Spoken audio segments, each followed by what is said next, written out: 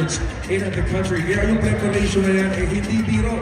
Alam mo, some candidates really prepare months just to look the way they do tonight. So kudos to all of you guys and of course to the people supporting our handsome gentleman tonight. Napakalaki ng support na ibinibigay nila. It truly is a big deal. So thank you to everybody.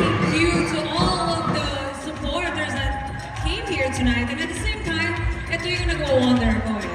Ano kaya ang first meal ng kakainin nila pagkatapos ng pageant? Totoo yan. Ako, aalamin natin mamaya. Usapin natin sila backstage. Ikaw, for example, Diana, alam mo, ikaw, hindi ka naman sumasali sa pageant, but you are a very health-conscious individual. Kung sakasakali, nag-diet ka or nag-prepare ka ng mahaba-haba, ano yung pinakauna mong kakainin right after that long preparation just to reward yourself? Ano yun for you?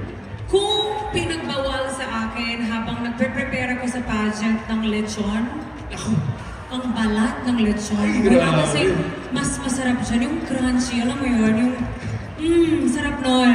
parang natatakam naman yung Diba? mga...